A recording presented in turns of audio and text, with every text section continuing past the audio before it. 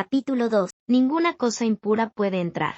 Todos los hombres, en todas partes, deben arrepentirse o de ninguna manera heredarán el reino de Dios, porque ninguna cosa inmunda puede morar allí, ni morar en su presencia. Moisés 6:57. Como dijimos en el capítulo 1, el camino de la vida está expresamente marcado de acuerdo con el propósito divino. El mapa del Evangelio de Jesucristo se pone a disposición de los viajeros. El destino de vida eterna se encuentra claramente establecido. En ese destino nuestro Padre aguarda lleno de esperanza, deseoso de recibir a sus hijos que vuelven. Lamentablemente, muchos no llegarán. Nefi denodadamente expresa la razón: el reino de Dios no es inmundo, y ninguna cosa impura puede entrar en él. Primera de Nefi 15:34. También, ninguna cosa inmunda puede habitar con Dios. Primera de Nefi 10:21. Para los profetas la palabra inmundo en este contexto significa lo que significa para Dios. Para el hombre la palabra puede ser relativa en cuanto a su significado.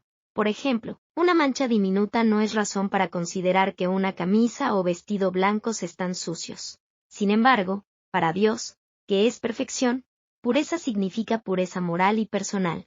Lo que sea menos que esto es, en uno u otro grado, impureza, y por tanto, no puede morar con Dios. Si no fuera por los benditos dones de arrepentimiento y perdón, el hombre se vería en una situación desesperada, en vista de que nadie, salvo el Maestro, jamás ha vivido sin pecar sobre la tierra.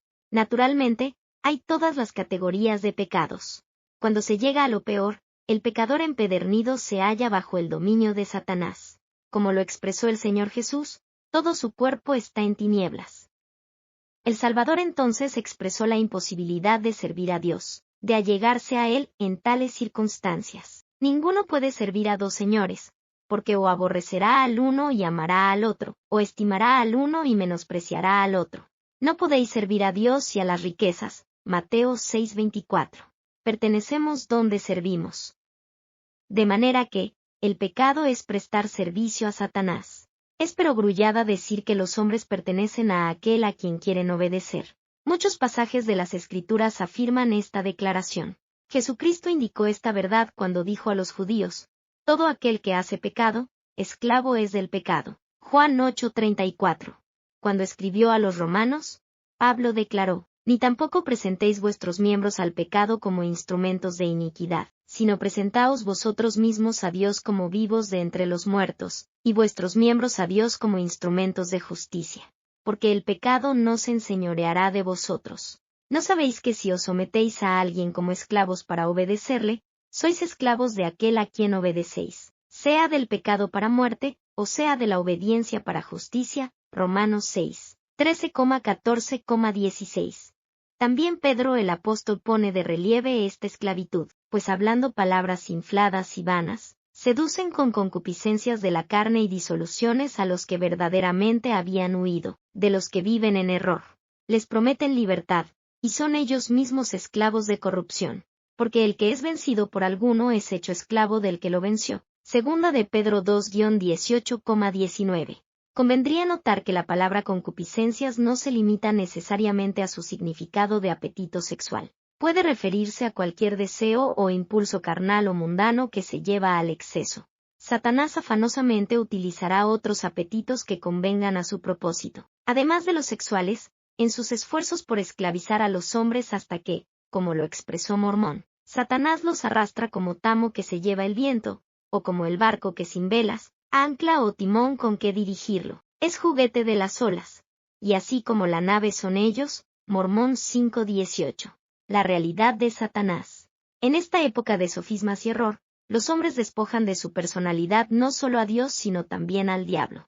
De acuerdo con este concepto, Satanás es un mito, útil en tiempos de poco esclarecimiento para conservar a la gente en orden, pero fuera de moda en nuestra edad de erudición. No puede haber cosa más apartada de la realidad. Satanás es en todo respecto un personaje de espíritu, personal e individual, pero sin cuerpo carnal. Sus deseos de sellar como suyos a cada uno de nosotros no son menos vehementes en impiedad que los de nuestro Padre en justicia para atraernos a su propio reino eterno.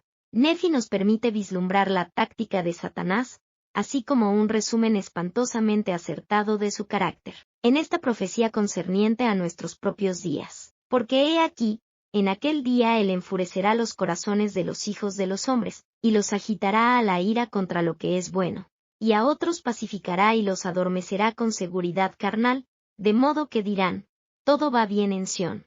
Sí, Sión prospera, todo va bien. Y así el diablo engaña sus almas, y los conduce astutamente al infierno. Y he aquí, a otros los lisonjea y les cuenta que no hay infierno, y les dice, yo no soy el diablo, porque no hay, y así les susurra al oído, hasta que los prende con sus terribles cadenas, de las que no hay rescate. Sí, son atados con la muerte y el infierno, y la muerte, el infierno, el diablo y todos los que hayan caído en su poder, deberán presentarse ante el trono de Dios para ser juzgados según sus obras, de donde tendrán que ir al lugar preparado para ellos. Segunda de Nefi 28, 20-23. Sí, el diablo definitivamente es una persona. También es astuto y hábil, y con los miles de años de experiencia con que cuenta, ha llegado a ser extremadamente eficiente y cada vez más resuelto. Los jóvenes suelen sentir y decir, cuando se extiende hacia ellos la mano orientadora, yo puedo cuidarme solo. De hecho, ni los adultos con mayor experiencia pueden fiarse de estar seguros de su resistencia a Satanás.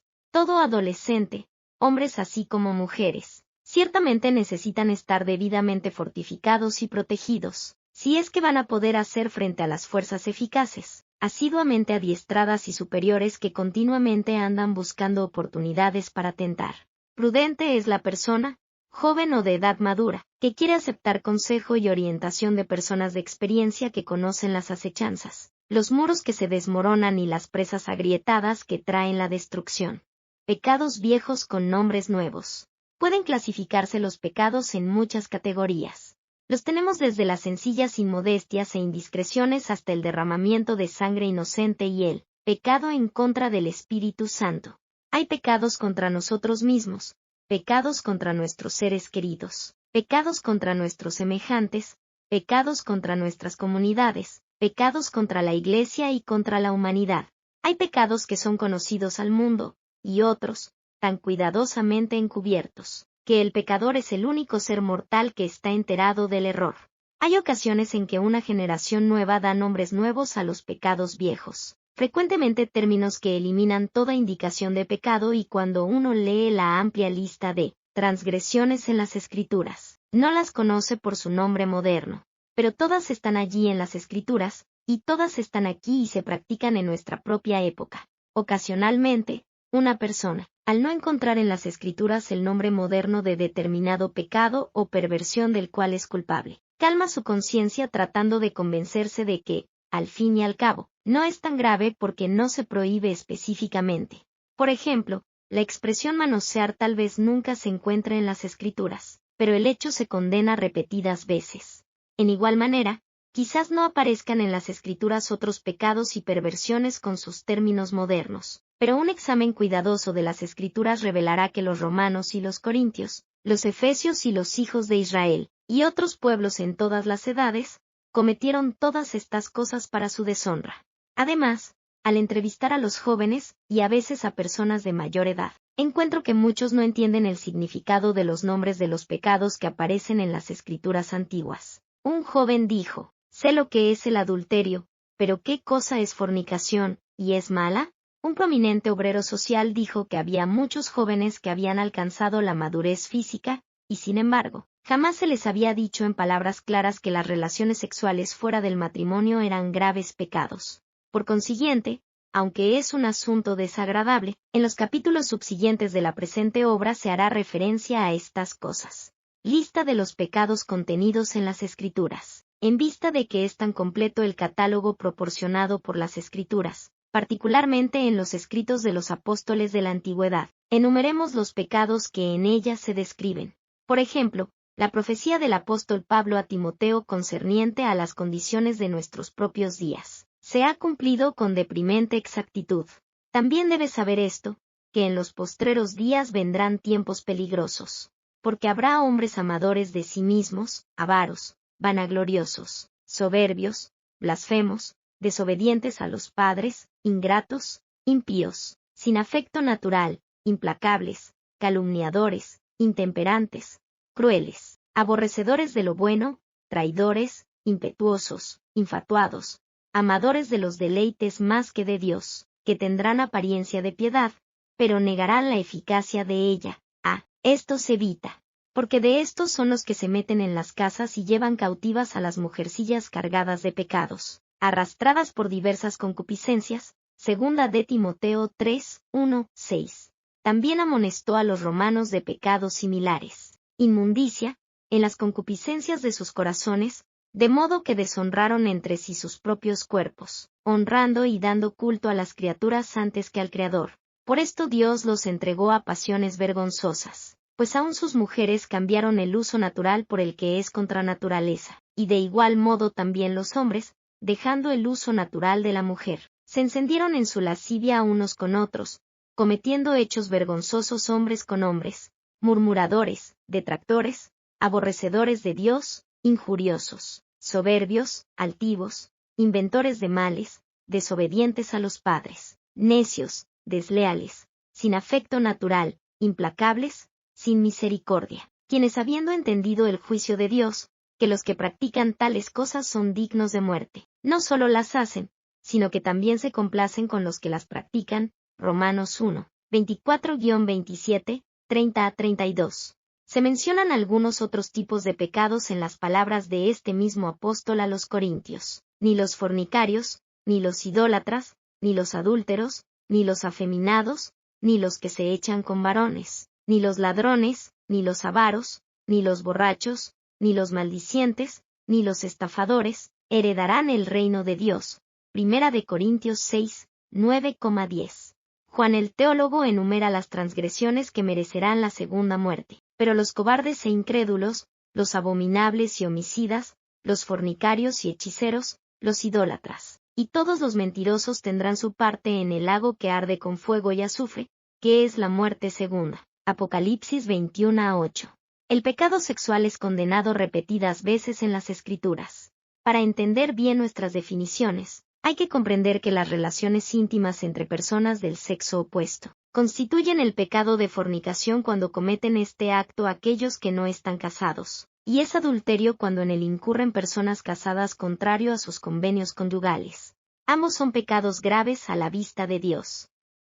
El apóstol Pablo escribió: ¿No sabéis que vuestros cuerpos son miembros de Cristo? ¿Quitaré, pues, los miembros de Cristo y los haré miembros de una ramera? De ningún modo. ¿O no sabéis que el que se une con una ramera es un cuerpo con ella? Porque dice: los dos serán una sola carne. Huid de la fornicación. 1 Corintios 6, 15,16,18. En otra de sus epístolas el mismo escritor hace hincapié adicional y enumera otros pecados.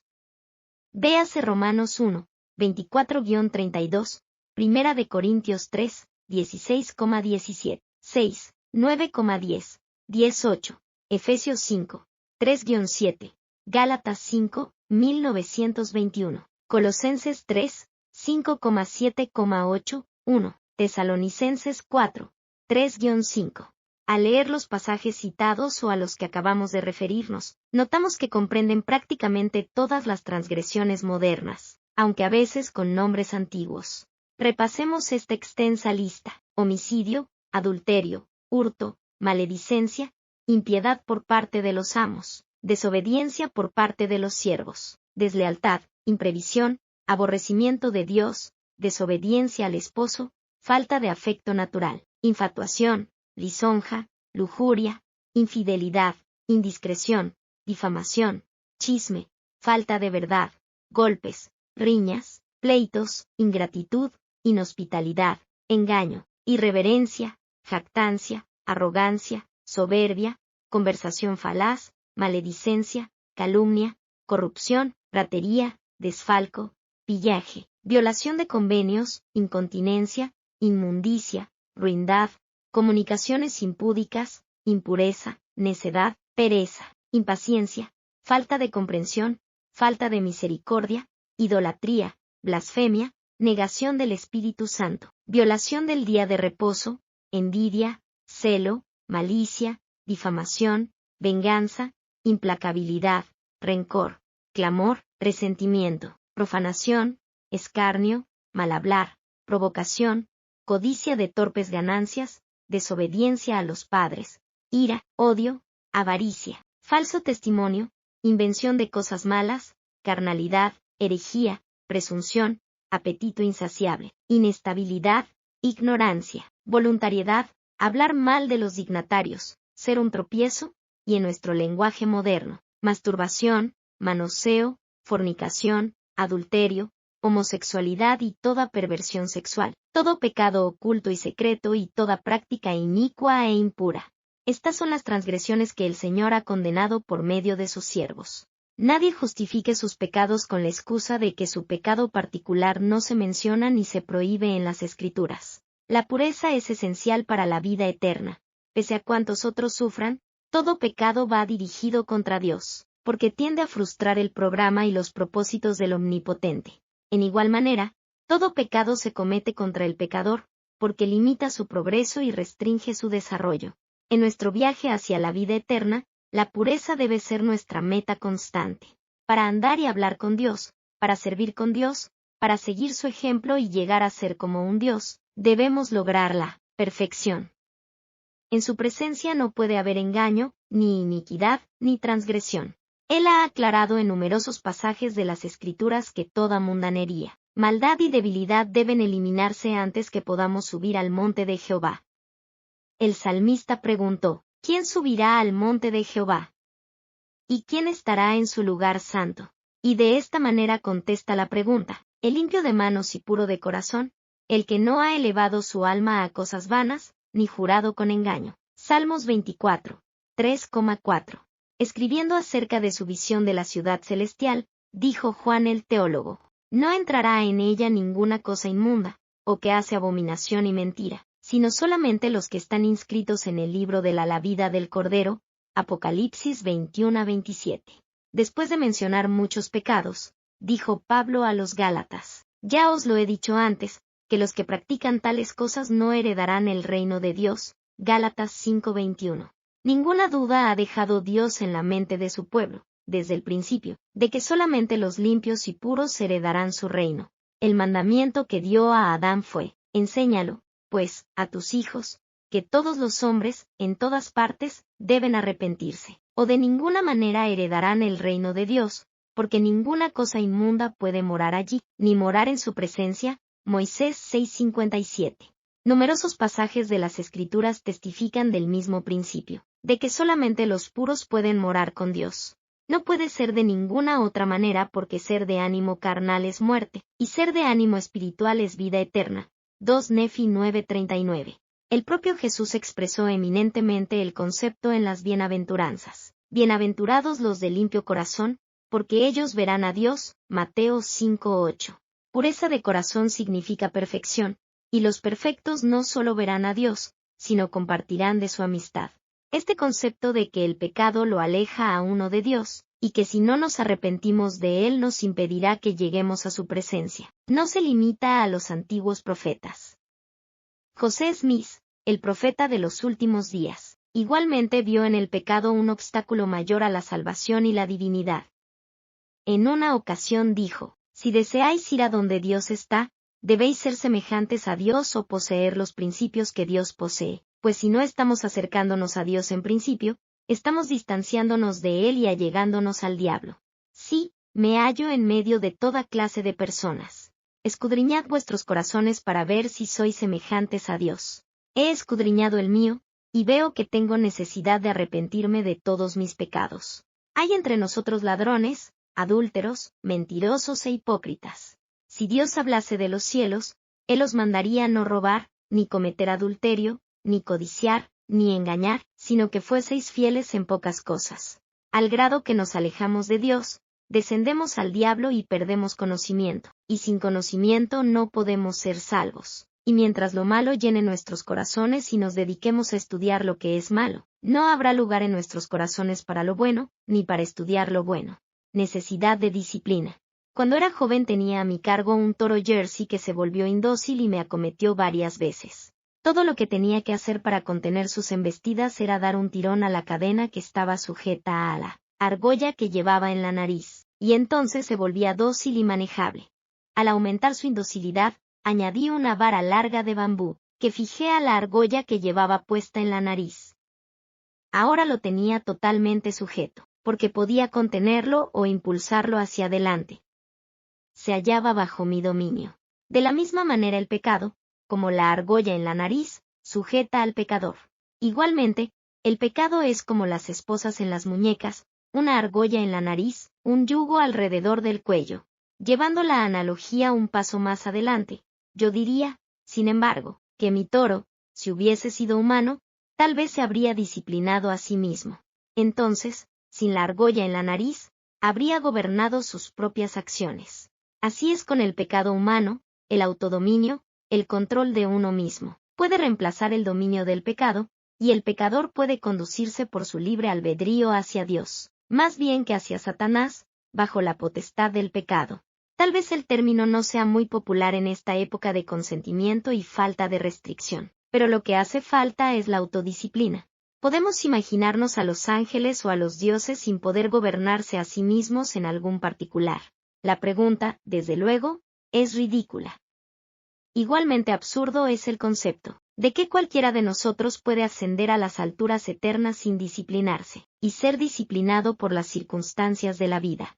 La pureza y perfección que buscamos es inasequible sin este dominio de los impulsos indignos y opuestos a Dios, y el correspondiente estímulo de sus contrarios. Ciertamente no podemos esperar que las reglas sean menos rígidas para nosotros que para el Hijo de Dios, de quien se ha escrito, y aunque era hijo, por lo que padeció aprendió la obediencia, y habiendo sido perfeccionado, vino a ser autor de eterna salvación para todos los que le obedecen. Hebreos 5, 8,9.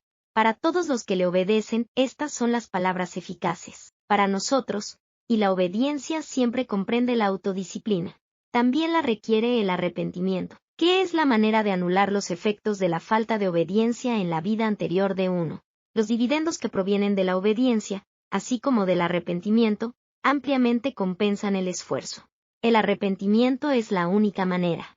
El arrepentimiento siempre constituye la llave a una vida mejor y más feliz. Todos nosotros lo necesitamos, bien sea que nuestros pecados sean graves o de los más comunes. Por medio del arrepentimiento percibimos más claramente los contrastes en esta afirmación del apóstol Pablo, porque la paga del pecado es muerte, mas la dádiva de Dios es vida eterna en Cristo Jesús Señor nuestro. Romanos 6:23. Por medio del arrepentimiento podemos ser santificados de todo pecado y gozar de las palabras de vida eterna en este mundo, y la vida eterna en el mundo venidero, sí, gloria inmortal, Moisés 6:59. Y no hay ninguna otra manera.